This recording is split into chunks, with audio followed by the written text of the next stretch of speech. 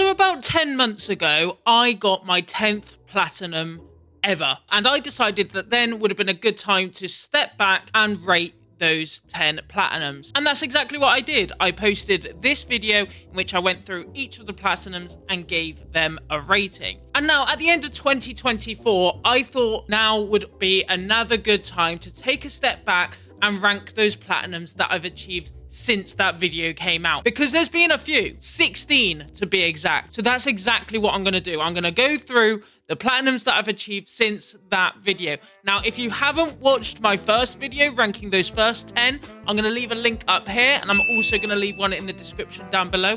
I highly recommend you go check that video out, because as soon as I show this screen, it's gonna be a spoiler of where I rank each game. So I'm gonna give you 2 seconds to go do that. 1, 2, and here we go. This is where I ranked all those games back in 10 months ago. Was that February, March time? So this is where I ranked them. Now, a little bit of housekeeping is needed to be done here, see? Because I put The Last of Us Part 2 in D. Now, I stand by a lot of what I said in my super long, like almost video essay on The Last of Us Part 2. I think there are a lot of flaws to the game. I think there's a lot of, especially the story and the pacing. And I just come off getting that platinum. That was sort of end of December. I think that was my 7th platinum. Since then, it's stuck with me a lot, and I was way too harsh. I know the story. I don't agree with a lot of it. I don't mind them, spoiler, doing what they do at the beginning. That doesn't bother me. It's how they did it, and then how they expected us to like a certain character. Didn't sit well with me. But despite that, I do think that I was just way too harsh, because the gameplay is fantastic. It's really, really good. The graphics, the environment, the fact that ran on a PS4 is unbelievable. I was way too harsh. My problem also comes with the platinum experience. It was really annoying. I had to play through the game 3 times to get the platinum, because I chose to do one on Grounded. You know, it is my choice, I get that, but because of that, I didn't get enough supplements to fully upgrade both characters, and in the end, I had to play the game 3 times. Because of that, I'm going to bring it down to C, okay? D is way too harsh. Putting it below Assassin's Creed Brotherhood is insane. I wanted to rectify that. Also, Football Manager 2024 being in A. I think I've got to create its own sort of section. So that's what I'm going to do. Under F, right? And that's not because it's rated below F. That's just not... It's just sports management games. You can't rate them fairly, really. Because, like, for a sports management game, Football Manager 24 is an A. It's brilliant, especially on console. I genuinely think the graphics engine is far better on console than it is on PC. However, pulling it alongside Spider-Man Bloody 2, I mean, who are we kidding? It's Football Manager, like, but then I can't pull it down in C because for a sports management game, it's very, very good.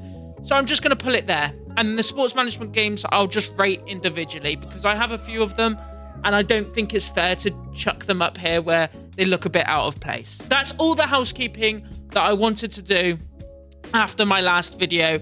So now we can jump in to the new platinums that I've got. And the first one being Ghost of... I absolutely adore Ghost of Tsushima. It's absolutely gorgeous. I genuinely think, I mean, the gameplay can be like incredibly difficult to master, but unbelievably rewarding when you do. You feel like an absolute god by the end of playing this game. The story is super. Some of the side missions especially are just absolutely heart-wrenching. The world is, like I say, it's absolutely gorgeous. I got so immersed into this world that I would just sit here for hours and hours playing the game, not realizing how much time has passed. I was just so engrossed by Tsushima and Japan and that whole world. I absolutely adore this game. I think lethal difficulty, by the way, which is what I played this on, I think that might be the best difficulty I have ever played. And I know, it's a very hard difficulty, right? But it's very difficult, but it never feels unfair. It's super punishing. The duels are really, really tough. But you never feel like you're being cheesed by the opponents. You never feel like, oh, I blocked that and the game just didn't include it, which can happen with a lot of games. It felt like if I lost a duel, I lost because of me and not because of the game just cheesing me out of a block or out of an attack or something. Ghost of Tsushima is going on S. It's an absolute masterpiece. And the platinum as well is like very, very attainable. And there's no like difficulty specific trophies as well. You don't have to play on lethal difficulty. You can play on medium and still have a great time and get that platinum. Absolutely adore this game. One of my favorite games of all time. Happy, easily up there with the two God of Wars and Last of Us Part 1. Next up, we have Ratchet and Clank. Now, I've got to admit, when it comes to Ratchet and Clank, I'm not the right audience for this game, okay? I don't like platforming games. I don't know what it is about them. I never did as a kid. I know like a lot of my friends, especially when I was younger, would be playing like the Marios, the Spyros, the Ratchet and Clanks of the world, and it just had zero interest with me. I don't know why. I had zero care for them. So when I decided to platinum this, it was a bit unfair on the game because I knew that going in. I just thought, well, maybe this will be able to turn me around, and it didn't. It didn't. I just don't like the gameplay. I don't like platforming games. The story is very funny at times. It's got some good writing in it, and it's a very short and easy platinum to achieve. But ultimately, I'm happy with it being exactly where it is in C because it's just not a game for me. If you like platforming games, this will be up there in a B, maybe even like a low A. I think probably top of B if you're like into your platforming games. But for me, it's low C. D's too harsh because it's not a actively bad game. It's a good platforming game. It's just I don't like those. And continuing that trend, we've got Ratchet and Clank Rift Apart. Ratchet and Clank Rift Apart is better than the previous one. The story is better. Technically, it's super impressive with the constant rifts that you can do and the quick loading, and graphically, it looks incredible. I played both of these on the hardest difficulty. I found the gameplay much harder, much more annoying in Ratchet and Clank Rift Apart than I did Ratchet and Clank. It's a very short and fairly easy platinum to achieve. I think given that it's a better story, again, it's got that humor. I loved Rivet. I think she was really, really cool character. I'm happy putting it in B. I'm happy putting it in B ahead of Ratchet and Clank. Next up, we have Grand Theft Auto 3. Now, I could go on and on about Grand Theft Auto 3. Obviously, it's iconic, right? It's the foundation of what, in my opinion, would become the greatest gaming franchise of all time. You could say Pokemon. You could say, yeah, to be honest, is it just Pokemon? Is there another one that I'm missing in terms of gaming franchises? People are going to argue with me, but I do think GTA is the best gaming franchise. GTA 3 specifically, though, very impressive. I believe this is Rockstar's first ever 3D game. Obviously, GTA and GTA 2 being top-down view. So incredibly impressive. They developed it in 2 years in the late 90s, early 2000s. Unbelievably impressive. But going back to it in 2024, it has its flaws for sure. To start with, Claude. You feel zero connection to Claude because, I mean, he's a silent protagonist. He doesn't say anything the whole game. He shows zero emotion, which means realistically, you can't have much emotion for him because, you might feel sorry for him because he sort of just gives a facial animation here and there. But other than that, you don't really learn anything about him. The story itself as well is actually just like pretty meh. I mean, the twist with Salvatore suddenly wanting to kill him. The spoilers, by the way, if you want to play GTA 3. But the twist with Salvatore suddenly wanting to kill Claude because, what was her name? Maria, I think, told Salvatore that they were having an affair. I don't know if I've just forgotten, but I'm not sure it was ever explained why she did that. I know she liked Claude for sure, but why would she just tell her mobster husband that she had an affair when they didn't? Outside of the story as well, and the characters, the gameplay, obviously, it's like early doors GTA. It's great fun just to have, like, use as a playground, essentially. But for getting the platinum, it can be an absolute nightmare. If you don't follow a guide, it's very easy to lock yourself out of missions where you're required to do them for a trophy. It's very easy to leave the emergency missions to the very end, which makes them near on impossible. And that really does just detract from the overall experience of going for this platinum when you know, oh, I've got to keep an eye on the guide. Oh, this island's been unlocked. Now the first thing I've got to do is those emergency service missions.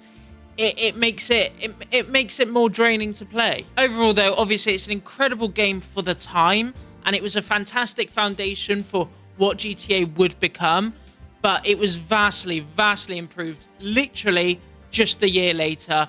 I'm putting it in C, and let's move on to its successor, Grand Theft Auto Vice City. So I played Vice City as a kid. I remember completing it, and I remember really enjoying it, but most of my childhood memories around GTA are around San Andreas, right? I had Vice City, I completed Vice City, but I don't have the core memories that I had with San Andreas. So going back to this, I was actually interested to see how it would hold up in my mind, and let me tell you, it is far better than I remember. Actually, just it's incredible. I love Vice City. Ray Liotta as Tommy Vercetti is just incredible, and in fact, all the voice cast, the amount of incredible names in this game are unbelievable. Like, it's just that you've got Ray Liotta, obviously, Burt Reynolds is in it. They've even got Danny Dyer. Danny Dyer is in this game. The story as well is really good. Tommy's rise to power is obviously inspired by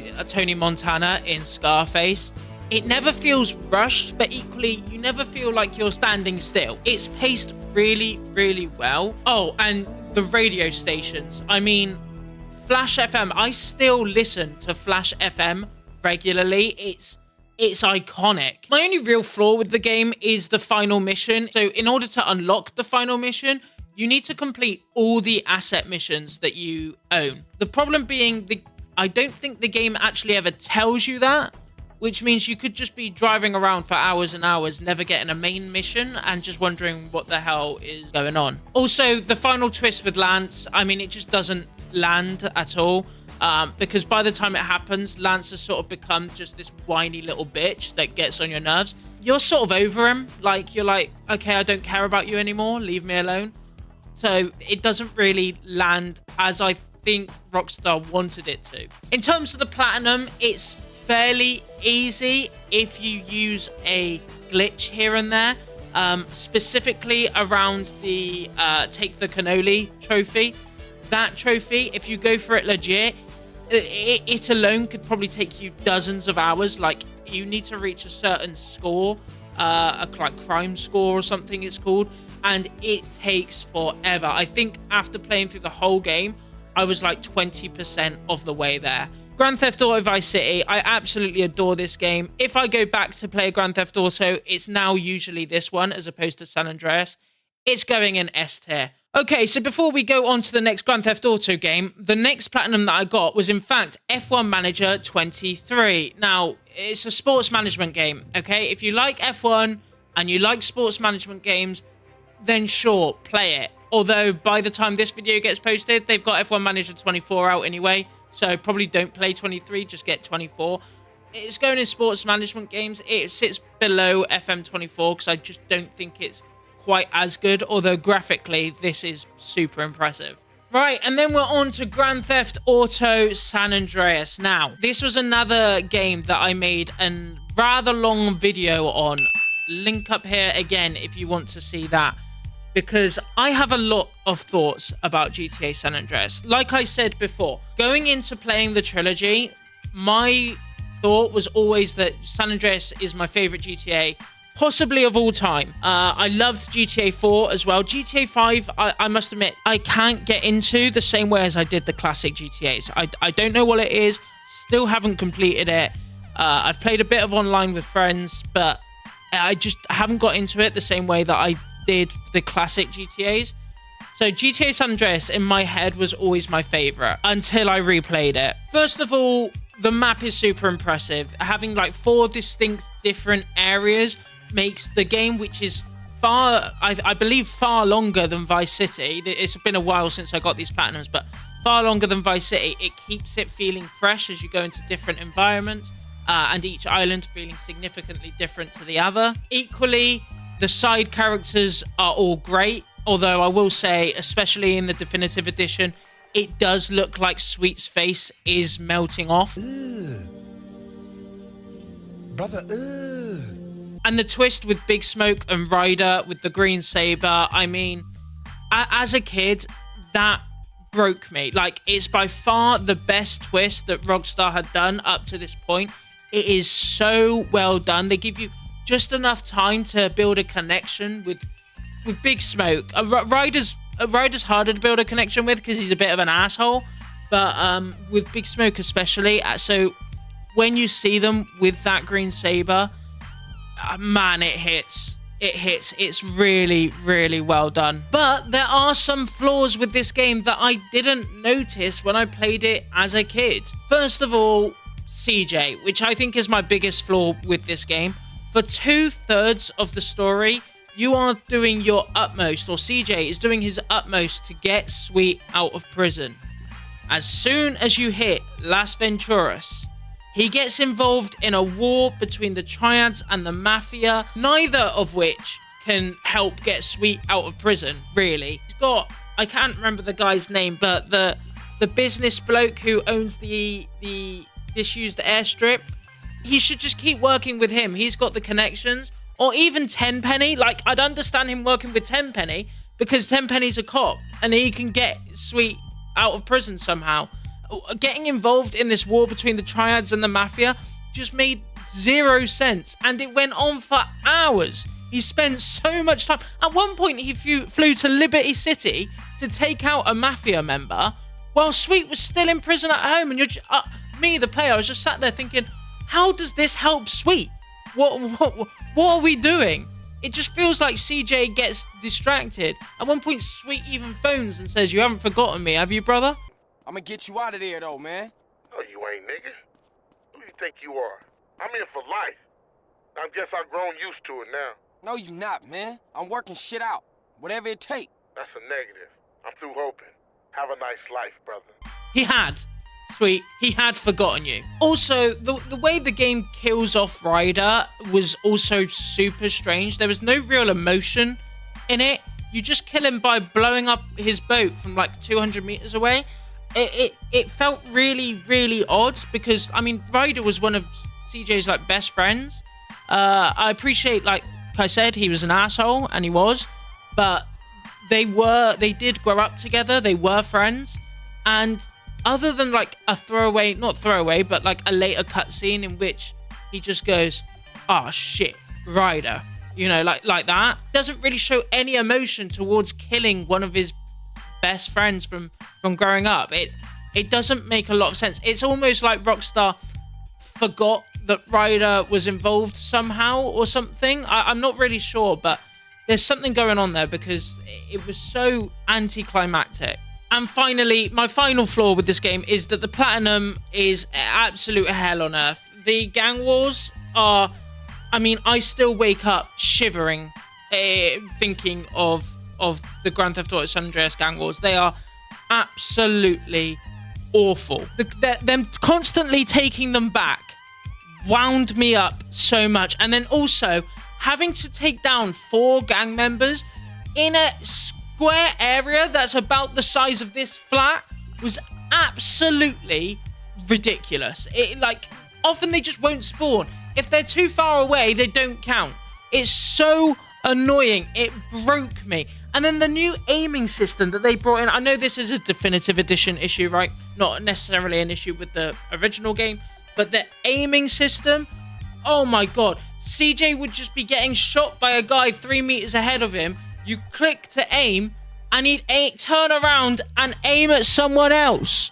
And you're like, CJ, what are you doing? There's a guy right there shooting you in the fucking head. It wound me up so much. And by the time I got this platinum, I was so glad it was over. So glad it was over. That it seems crazy. If I'm rating them as games, right? Not the platinum experience, as games, I think San Andreas would be an A. Because of that platinum, it's got to go into B, which is crazy.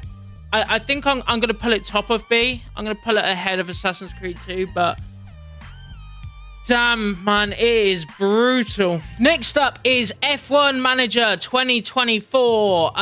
It's a better version of F1 Manager 2023. In terms of the platinum, it's much easier to get because you can now simulate races, which you can't do in F1 Manager 2023. It's the best of the series, potentially the last of the series is what I've been hearing. Again, it's a sports management game, so it's going in the sports management section. Yeah, I'm happy with it there. And now we're going on to games that I haven't actually released videos for.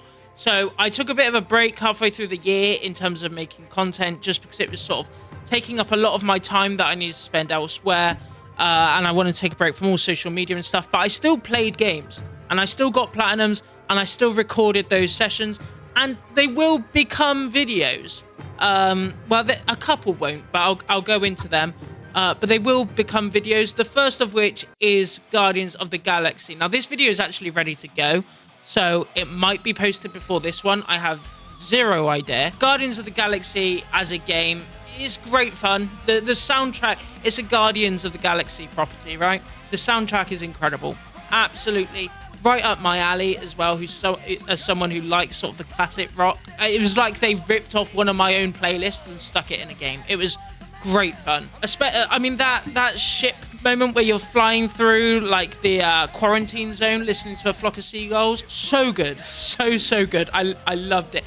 The writing is super good, really good, really funny. What they did that really impressed me with this game is each of the characters feels like the character they're meant to be portraying. Drax is Drax, Star-Lord is Star-Lord, Rocket's Solar, right? But they never feel like they're being overshadowed by their MCU counterparts. They never feel like they're a lame knockoff of them. They're their own characters, although they're different versions of the same character, and they can stand on their own two legs, if that makes sense. I will say it does have its flaws. It's disappointing that you can only play as Star-Lord. In fact, it's more than disappointing.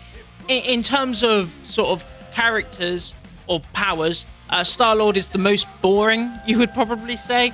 I wanted to play as Groot, man. I wanted to lash down some giant tree trunks on people. I wanted to play as Gamora and slash some people up. But no, you're just running around in a leather jacket shooting jelly blobs. And that's another thing, is that the gameplay gets old fast. Especially because, as you'll see in the video, or might have seen if it's already been posted, I did 2 playthroughs of this game. There's a lot of collectibles that you can miss, and I didn't want to have to just look at a guide my whole playthrough through. So I did one normal playthrough and then did another to get the collectibles. And it is so tough on that second playthrough to keep going and not get overly bogged down by doing the same gameplay over and over again. Ultimately though, Guardians of the Galaxy, I think it's an easy A. The platinum itself is not hard at all. It's very easy. It's just can be a bit boring if you do it over 2 playthroughs.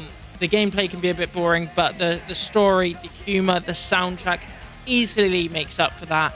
I'm happy with Guardians going into A. Next up, we have one of the games that I actually won't make a video on. Where is it? And that is College Football 25.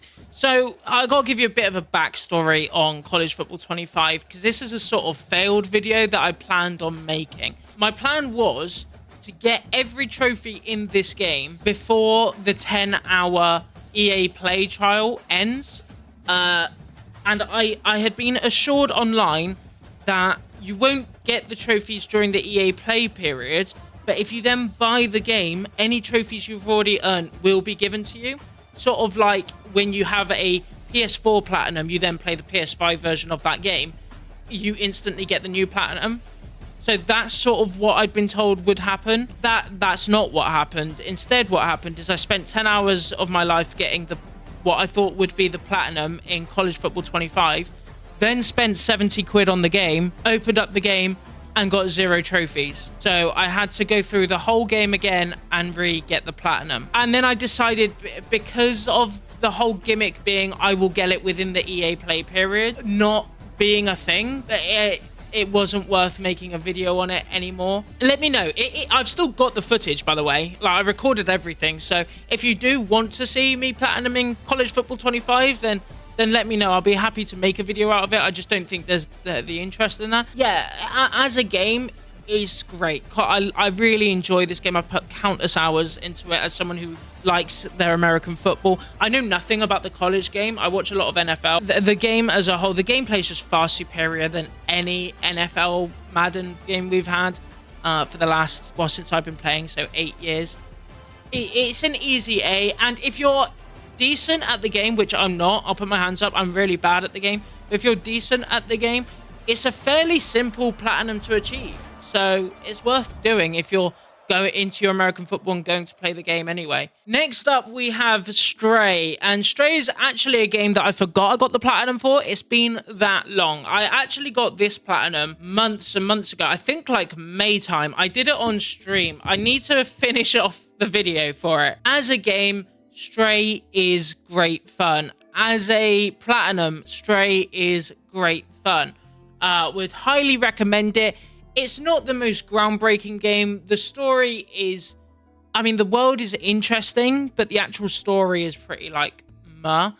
The gameplay, I mean, it's probably my favorite platformer that I've ever played, because I guess it is a platformer, but you're playing as a cat. It's sort of made a little bit more interesting by that. There's one trophy that took me over an hour to achieve. Again, when I eventually get around to making the video, you'll see that. But other than that one trophy, it was really easy. I don't want to put it A, because it's not like groundbreaking in terms of a game. It's not something, you know, now I've played it, I'm never going to play it again. It's like one of those games. So I'm going to chuck it in B, but I am going to put it ahead of Ratchet and Clank Rift Apart. Yeah, no, I'm... Next up, we have LA Noire. Again, another game that I will be making a video on.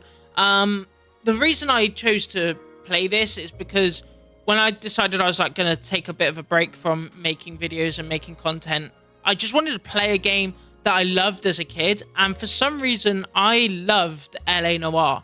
I don't know what it was about LA Noire that made me love it exactly, but I spent hours playing this game as a kid. Now, obviously, LA Noire is probably most famous for some of the funky-ass facial animations. Like, someone will give you a statement, and then you've got to deduce whether they're telling the truth or telling a lie. And it can be really hard sometimes. Almost never, because half the time, if they're telling a lie, they're like... What exactly did you see them take? They was working on the tires. That's all that was took.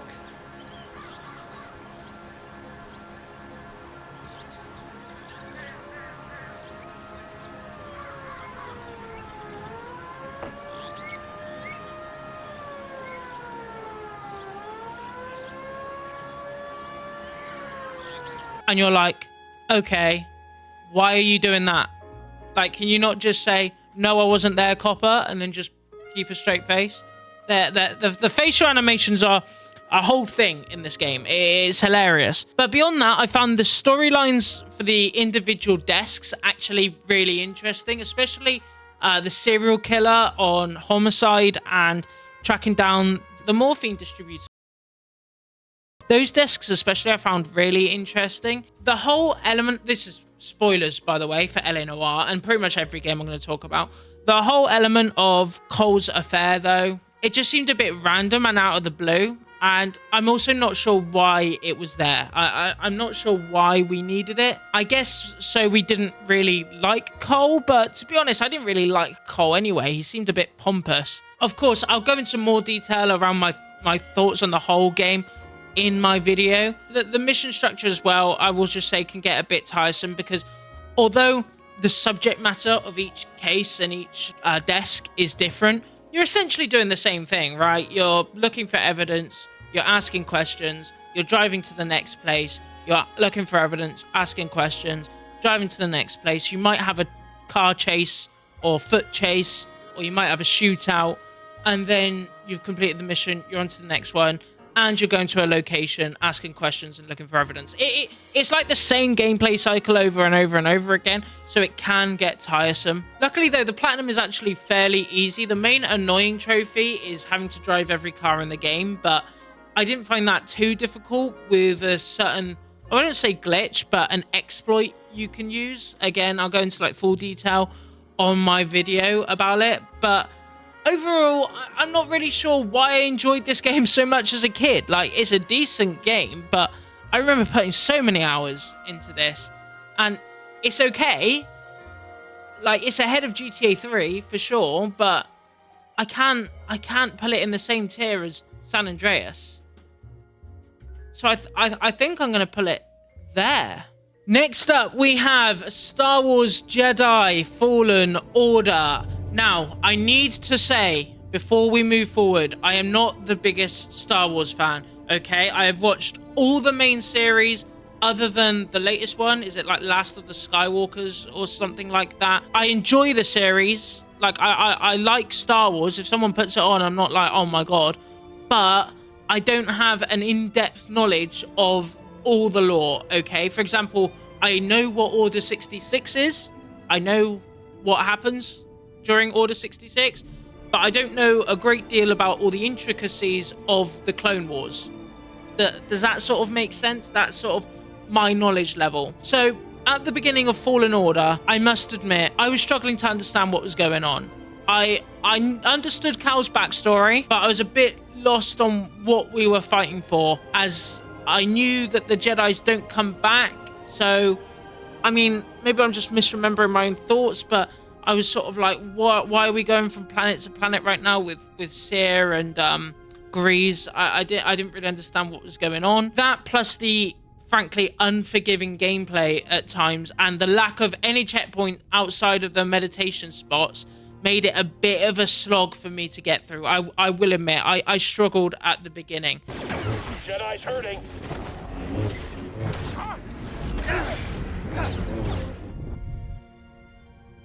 However, I will say, before we move on, from the very beginning, I really liked Cal. I really liked Cal, and I'm going to be even more honest. I worshipped the ground that BD1 walked on. Oh! No! BD1! BD1! Yeah! You do not hurt the robot! He's hurt his leg! I can help you with that. I'm gonna break him! I will die for you, BD1. Okay. I will die for you. He is by far the best Star Wars companion in the whole franchise. I know I said I don't know a great deal about the Star Wars universe as a whole, but no one will convince me that he isn't. Baby Yoda, baby Foda. No R2-D2, no C-3PO, no what's the one with the ball. None of that. BD1 is the best Star Wars companion, 1000%. He is just... I will hear no slander towards his name. Anyway, as I played the game and began to understand the gameplay and where the story was going more and more, I actually really began to enjoy myself. And by the... I mean, there are a couple of scenes that I genuinely think will stick with me forever. I will go into more detail on them, of course, in my full video of this game. That ending, that, again, I will not show it because I'll go into it on my video, but that ending, goosebumps.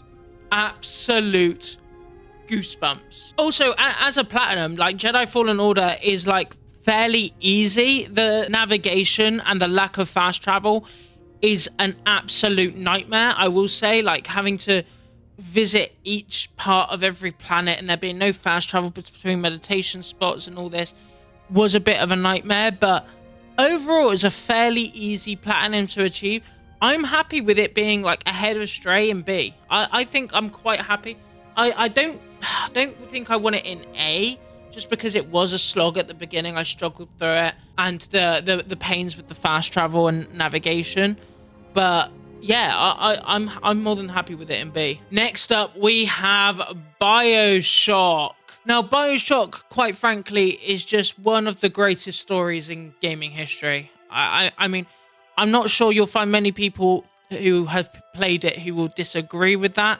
That twist with Andrew Ryan at the end, a man chooses, a slave obeys, is... I can't do the voice. I haven't got a deep enough voice, all right? I'm a squeaky little man-child, but it gives me chills every time I think of it, man. It's just so well done. It's so clever. The whole world of Rapture is frankly genius. Like, it's so pressured and atmospheric, and the sound design is just top notch, which it has to be for like a horror slash thriller game like this. I wouldn't put it like full horror. It's not like a Resident Evil or an Outlast, but as someone who doesn't like horror games, it's enough to freak me out, I will tell you that. Especially when getting the platinum, because you need to do one playthrough where you play the game on the hardest difficulty in permadeath, which you're allowed to save, thankfully. Otherwise, I probably wouldn't have even gone for the platinum if you can't save it. But yeah, that was tense at times. Overall, my only problem with Bioshock comes down to, number one, the sheer amount of collectibles that you have to do. I did this in 2 playthroughs. If you did it in 3, then it wouldn't matter so much, but doing it in 2 meant that my first playthrough, I had to basically have a guide up the entire time, which made it a bit of a pain to like navigate through. And just because there's so many, and although it's a very linear story, there are so many nooks and crannies that you could just miss a tape or something on.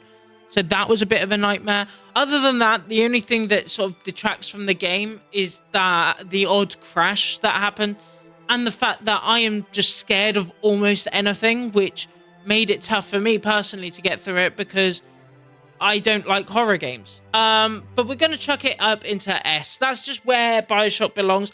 If you have never played Bioshock, please, I implore you, go and play this game. It is incredible. Next up, we have Assassin's Creed Revelations. I mean, what can I say? It's an Assassin's Creed game. For me, the story is probably the best in the whole of the Ezio trilogy. As a map, I think I prefer Constantinople to Rome. Or it's very close, though, between the two. Both are significantly behind Venice and Florence from AC2, though. I still hate the 100% sync requirements that you need to do for every mission. It's an absolute ball ache. The fact that Ubisoft still puts it in their games is an absolute nightmare. Although the collectible grind I found easier on Revelations than I did Brotherhood as well. The main issue that I had with Assassin's Creed Revelations wasn't actually Assassin's Creed Revelations. It was the Lost Archive DLC, which you have to do for the platinum in this game. And oh my god, this DLC. The story behind it is actually quite good, and it provides some important context on Subject 16. But unfortunately, the whole story, it just gets completely overshadowed by the god-awful platforming. I mean, who the hell developed this? It is so bad. It means that most of the people who try out this mode will never complete it because it's just awful to play, despite the story actually being quite good and worth listening to. For me, I actually preferred AC Revelations to Brotherhood just because, I mean, I didn't like Cesare as a villain in Brotherhood, I'm going to admit. Gameplay-wise, I mean, it's just not better than Last of Us Part 2. Graphics-wise, it's of course not better than Last of Us Part 2. Story-wise, I'd argue it is. Like, I would, but I am going to just sit it behind Last of Us Part 2 just there. I think that's fair. Also, just to note, there won't be a game on Assassin's Creed Revelations, simply because I'd already completed the story. So I had, like, probably about 15 of the trophies already. And I'm not about to, number one, replay a story for a video and not earn any trophies for it. And number two, make a video where I only go collectible hunting. I think both of those are kind of, one's very time consuming and the other's just boring. So I'm getting out of the way, getting the platinum and not doing a video on it. And our final platinum of 2024, my 26th platinum in total was Sleeping Dogs. Again, I will be making a video on Sleeping Dogs, okay? The game is fantastic. It's so good. I mean, the hand-to-hand combat on this game, you know a game does hand-to-hand combat well when you never want to pick up a gun. Like, you're actually disappointed if you have to use a gun for a mission. It's so good. The executions, they're not called that, but like the environmental kills that you can do are so clever and so much fun. Hong Kong is just a fantastic environment. So much fun to travel around. And the story as well is actually really good. You play as Wei, an undercover cop sent to investigate, I think they're called the Sun On Yi triads. And he has personal experience with those triads from his time before becoming a cop as well. Wei is a really, really good character as well. I really enjoyed playing as him. Frankly, it's just a really, really good game. And I'm really disappointed that it didn't sell well, because it means now we're never going to get a sequel, and there was some really good potential for this game. In terms of the platinum as well, it's fairly easy to achieve. There were a couple of trophies that sort of drove me up the wall. The first one was to get for getting 30 gold stats. So essentially, the game tracks how many times you do certain things, and then gives you a sort of level depending on how many times you've done it, and you've got to get gold on 30 of those stats. Yeah, getting that was a bit of a pain and a bit of a grind. And then reaching triad level 10 was also a nightmare, because apparently I'm just not good at being a mobster. So I had to grind that out. But they didn't detract from my enjoyment of the game. And I would happily go back and play this again. Like, I'd go back and have some fun in that world right now, to be honest. Like, it's a really fun game and a really fun, fairly simple platinum to get. I'm going to put it A. I'm actually going to split up the Spider-Mans here. I'm going to put it ahead of Miles Morales, behind the original Spider-Man. Also, I think I'm going to move Spider-Man 2 down a spot. Controversial, but the story in Spider-Man 1, I think, is just better. But, guys, that is my tier list. That is how I rate my 26 platinums that I have achieved so far as of the 23rd of December, 2024. As you can tell, I've got Christmas thing going on there, got presents behind me. You know, we're getting ready for Christmas time, ladies and gentlemen. But yeah, this is my ranking. So let me know what you think. Are there any like hard disagrees you have? And this, of course, also gives you a quick oversight of what videos are to come on the channel. So if you are looking forward to any of those videos, please make sure you subscribe and hit the like button on this video. That would be massively appreciated. And I look forward to seeing you again in the future. Peace.